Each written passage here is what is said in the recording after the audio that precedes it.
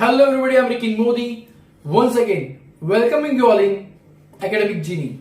Friends, in this segment of video, I'm going to teach about IELTS and how you can secure good bands in IELTS. And especially in this video, I'm going to talk about how you can secure 8 bands or 7 bands. So first we'll start with 7 band speaking cue card part. So friends, first you need to understand how exactly your IELTS band score is getting evaluated. There are basically 4 parameters. First, fluency and coherence. Second, grammatical range. Third, lexical resource. And fourth, pronunciation. So I'm going to explain about each parameter. I'm explaining this topic in English because a person who wants to secure 7 band, he needs to have this kind of fluency or understanding capability to understand my video. For 6 band or 5.5 band, I'm going to prepare a video which would be in Gujarati or Hindi. So friends, let's take the first parameter, which is fluency and coherence. You must be aware of this word fluency. But what is the meaning of coherence? It is systematic or logical connection or consistency. Friends, in this parameter, there are 3 main points which you need to cover or you have to take in your reference while speaking for 7 band speaking IELTS topic. All 3 points you can read on the screen. First is, student should speak at length without noticeable effort or loss of coherence. Second point is, may demonstrate language related hesitation at times or some repetition and or self-correction. Student uses a range of connectives and discourse markers with some flexibility. So now let's understand in depth. So first point is, student should speak without noticeable effort. It means it shows the student's fluency, candidate's fluency. First of all, he has to speak for at least 2 minutes without noticeable efforts. He should not be wasting his time in thinking the topic. Second, it is written that loss of coherence. So definition of coherence I already told you. In Hindi it is susangata or spashtata. It means clarity. In second point it is mentioned that student may demonstrate language related hesitation at times. So okay, in your 2 minutes time duration, if you have spoken about a topic and there is some hesitation or limitation regarding the language, they might consider it. However, there should not be too much repetition or self-correction. So this is the meaning of the second parameter. Of course, they might consider some repetition at times or self-correction. So this is for 7 band speaking topic, second parameter which I talked about. Now let's jump on to the last parameter, which is student should use a range of connectives and discourse markers. Okay, first of all, we need to understand what is the meaning of range of connectives or discourse markers. So range of connectives means all the connectives which we use to connect 2 sentences. So second parameter is lexical resource. Friends, it's very common to understand the meaning of lexical resource. It means how fluently you can use the complex words. However, there are 3 points which IELTS has covered and they want you to speak at the time of your speaking topic. So you can read on the screen. Student uses vocabulary resource flexibly to discuss a variety of topics, uses some less common and idiomatic vocabulary and shows some awareness of style and collocation with some inappropriate choices. And third, uses paraphrase effectively. To explain this first point, I would give you a simple example. And there is a particular word for the same, which is surprise. We all get surprised.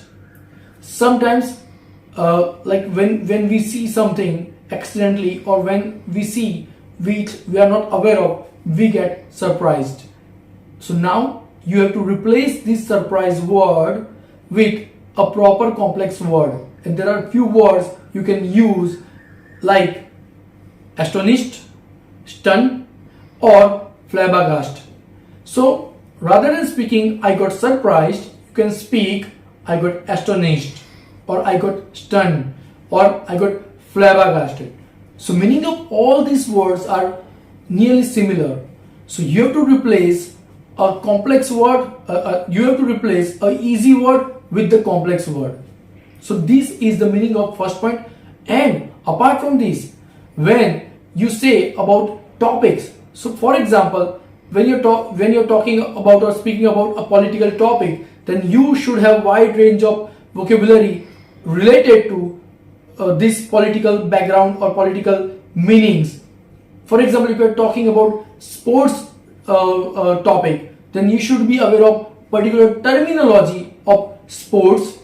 And if you say about like music or specifically singing, then you should be aware about all these ragas or compositions, and you should be using this terminology while you are speaking. Second point is candidate uses less common and idiomatic vocabulary. So what is the meaning of idiomatic vocabulary? Friends, it's very common and very similar, right? For example, we always say sometimes if you want to exaggerate a particular sentence, then we have to use this idiomatic language. For example, it may rain or shine, I would reach to that particular place. I got on listening the news of my 7 band score, I was on the 9th cloud. So these are the idiomatic language you can use while you are speaking topic. Next is candidate shows some awareness and collocation. Collocation is very important part of this particular speaking topic. What is the meaning of collocation? Collocation is a word which native speakers use while they're speaking. For example, while I was coming here, there was a huge traffic. No, you should use there was a heavy traffic. So replace a proper word which native speakers use with what we use in day-to-day routine. So your English is good, however it should be very much specific and precise. Last but not least, which is you should paraphrase the entire topic effectively. For example, when you get your cue card part, there are 3 to 4 questions which you have to answer. In this particular thing, you have to paraphrase it properly with using proper voice, means passive voice structure. Most of the times all the questions are in active voice, but you need to cover in passive voice with if, unless statement or though, although statement. So you have to paraphrase it properly. So friends, third is grammatical range, and this is one of the significant parameter. To get full marks in grammatical range, you should be aware of all the tenses and voice. Apart from this, you should be aware of the uses of 6 would, and you should be aware of all the collocations, though, although kind of words, conditional phrases, and you have to use it while you're speaking topic. Apart from this, you can read on the screen which are the main 2 points you have to take in consideration. Candidate uses a range of complex structures with some flexibility, and second is frequently produces error-free sentences, though some grammatical mistakes persist. So friends, if we talk about the first point, complex structures in speaking, so what does this mean? Complex structure mean how effectively you could add 2 to 3 sentences together, and how effectively you can use the use of passive voice.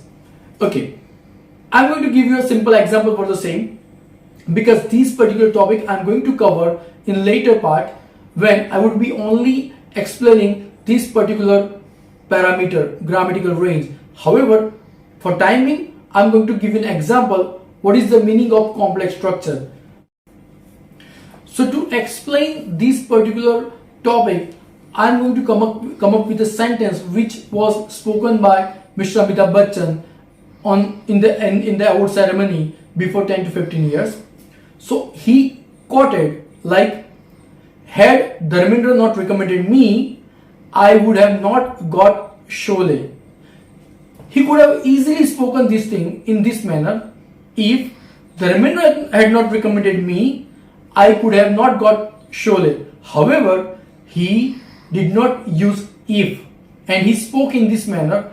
Had Dharmendra not recommended me, I would have not got Sholay. So this is one of the best example of the complex structure. So I will definitely come up with this particular parameter with a separate video. In this video, I would explain about this grammatical range topic in very detailed manner. And of course, I would give some more examples as well. And second point is very easy, that student frequently produces error-free sentences. What is the meaning of error-free sentences? Friends, I have come across with a lot of students who speak in this manner like, I didn't knew.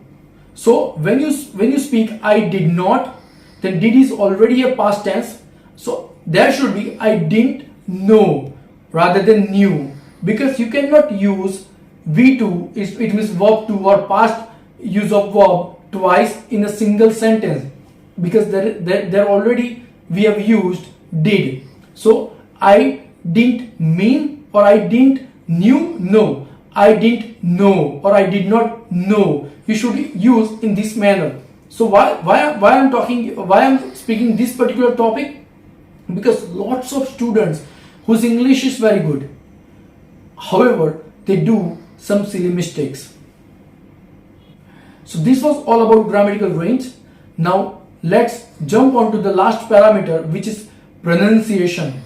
First of all, you must be aware of this thing, that pronunciation is the right pronunciation of the pronunciation.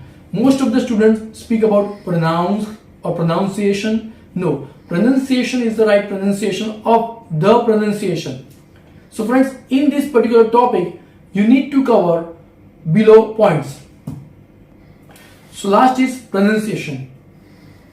You can read on the screen that candidate shows all the positive features of band 6 and some but not all of the positive features of band 8.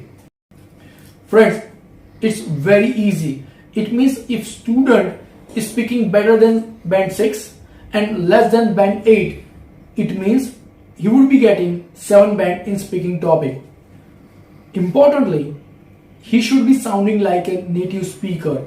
It means his pronunciation must be very clear. Of course, in my language, if I want to explain, then there should be some accent. For example, we are in India. We have our own accent. We know English, we speak good English. However, there are a particular accent when a native speaker speaks which differs. For example, V sound. We Indians do not speak proper V sound. It's a v, it means voice sound. And F, it means unvoiced sound. So you have to bite your lip while you are speaking V. For example, Victor or French fries.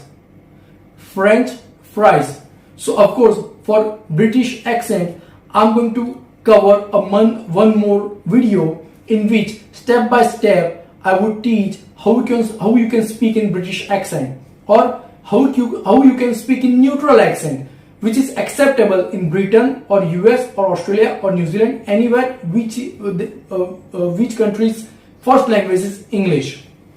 So these particular topics all about how fluently you can match your English fluency with native speakers. Your accent should be sounding like a native speaker. Of course, it is tough. However, with putting efforts in the right direction, you can speak good accent. So friends, this was all about speaking 7 band all parameters. And you must be aware of this thing, that how exactly you are going to get evaluated. For example, you have secured 7 band in coherence, it means fluency and coherence, then 7.5 band or 8 band in grammatical range, and you have secured 7 band in pronunciation part and 7.5 in lexical resource, it means you use good vocabulary, then your average band score is 7.5. So this is the way you get your band in your speaking topic. So you have to work on all 4 parameters, and not only for the cue card part but also for introduction and counter questions as well. So your consistency must be proper or throughout thoroughly. In introduction, sometimes it is possible that you speak good in introduction and cue card but could not speak properly or could not answer properly in counter questions part, then your IELTS band score will be affected. So friends, as I earlier told you, Rome was not built in a day. Then everything I cannot teach you in a single day. So if you want to join our classes offline or online, please contact us on this number and send us your query on email care@immigrationgenie.com. So I hope you liked the video. So please subscribe our channel if you have not subscribed yet, subscribe it yet, and press the bell button for the notification part. Thank you very much. Have a great day.